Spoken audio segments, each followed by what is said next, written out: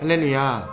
오늘 우리가 함께 부를 찬송은 찬송가 170장 내 주님은 살아계셔입니다. 이 시간 함께 1절로 하나님을 찬양하며 나아가겠습니다.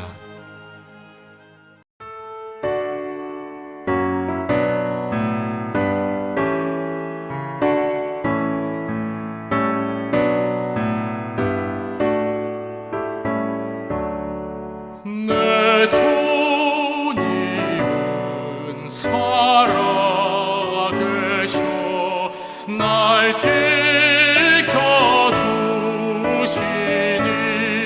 그 큰 사랑 인하여서 나 자유 얻었네. 오늘 하나님이 우리에게 주시는 말씀은 마태복음 22장 23절로 33절입니다.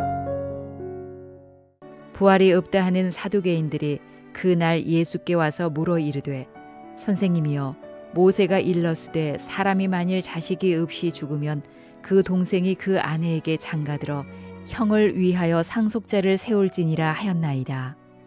우리 중에 7형제가 있었는데 마지가 장가들었다가 죽어 상속자가 없으므로 그 아내를 그 동생에게 물려주고 그 둘째와 셋째로 7째까지 그렇게 하다가 최후에 그 여자도 죽었나이다. 그런즉 그들이 다 그를 취하였으니 부활 때에 7 중에 누구의 아내가 되리이까? 예수께서 대답하여 이르시되 너희가 성경도 하나님의 능력도 알지 못하는 고로 오해하였도다. 부활 때에는 장가도 아니가고 시집도 아니가고 하늘에 있는 천사들과 같으니라. 죽은 자의 부활을 논할진대 하나님이 너희에게 말씀하신 바 나는 아브라함의 하나님이요 이삭의 하나님이요 야곱의 하나님이로라 하신 것을 읽어보지 못하였느냐. 하나님은 죽은 자의 하나님이 아니요 살아있는 자의 하나님이시니라 하시니 무리가 듣고 그의 가르치심에 놀라더라. 바리새인들이 떠나자 이번에는 사두개인들이 예수님을 찾아옵니다. 사두개인들은 바리새인들과는 정치적으로나 신학적으로나 그 노선이 달랐습니다. 하지만 예수님의 가르침은 그 어떤 편과도 달랐습니다. 그렇기 때문에 예수님은 바리새인과 사두개인들 모두에게 공격의 대상이 되셨습니다. 우리가 하나님을 믿는다라고 하지만 아직도 자신의 생각과 신념에만 사로잡혀 있다면 그것은 하나님 말씀에 대한 자신의 해석으로 말미암아 하나님을 대적하는 모순에 빠질 수가 있습니다.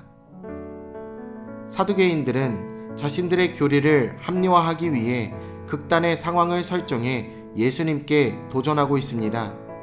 누군가 자식이 없어 죽으면 동생이 형수와 결혼해서 그 상속자를 낳아야 하는데 7 형제들에게 내리 이러한 일이 생겼다면 이제 부활 이후에 그 여자는 누구의 아내가 되느냐라는 질문입니다.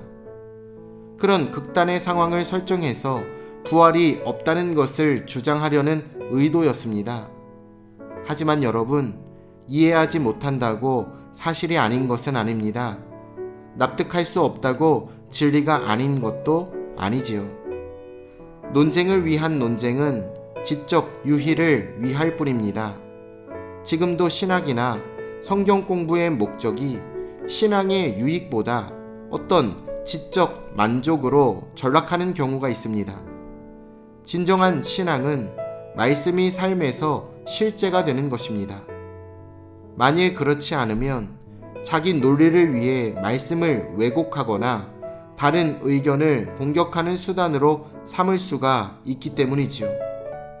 어떤 이들은 자신을 합리화하기 위해 극단적 상황을 거론하여 자신의 주장을 합리화하고는 합니다. 내 생각을 내려놓고 겸손히 말씀을 듣는 것이 올바른 신학이고 올바른 진리를 추구하는 바른 자세입니다.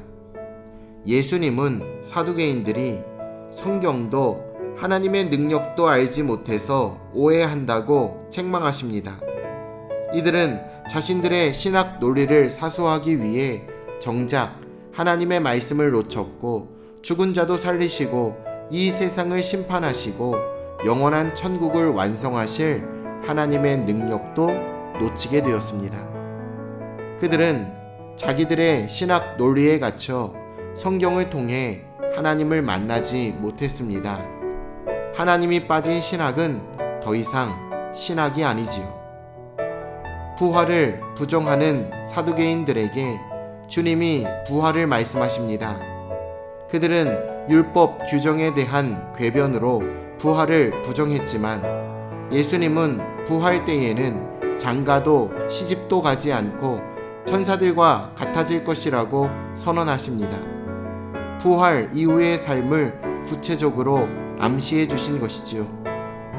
또한 아브라함, 이삭, 야곱의 하나님이라는 하나님의 말씀을 인용하시면서 하나님은 살아있는 자의 하나님이시므로 그들이 부활에 살아있음을 말씀하고 계십니다.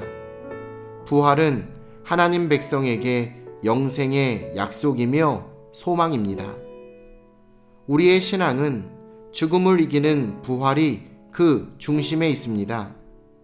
이 땅의 삶에 집착해서 살다 보면 부활이 그리 달갑게 여겨지지 않겠지만 하나님 나라를 소망하는 자들에게는 부활은 놀라운 은혜로 다가오게 됩니다. 부활 이후의 삶은 이 땅의 삶과 비교할 수 없을 정도로 영광스럽고 충만하기 때문입니다. 죄로 죽을 수밖에 없는 우리의 한계와 부족함이 예수 그리스도 대속의 은혜로 완전히 해결되었고 주님과 함께하는 영광의 삶이 바로 부활 이후의 우리를 기다리고 있다는 것이죠. 무리는 예수 그리스도의 말씀에 놀랍니다. 하지만 그것뿐이었습니다. 말씀을 들었으면 깨닫고 돌이켜 부활의 소망을 품어야만 합니다. 이 세상의 얼매인 삶에서 벗어나 영혼을 바라보는 천국 부활 신앙을 우리는 가져야 할 줄로 믿습니다. 진정 죽음을 두려워하지 않는 부활 신앙을 가지고 승리하시길 바랍니다. 이 생은 잠시 잠깐이지만 부활 이후의 삶은 영원한 것입니다. 확고한 부활 신앙을 가지고 영광스러운 삶을 소망하며 사랑하는 금천중앙침례교회 모든 성도님들 다 되시길 예수님의 이름으로 축원합니다. 내일 뵙겠습니다.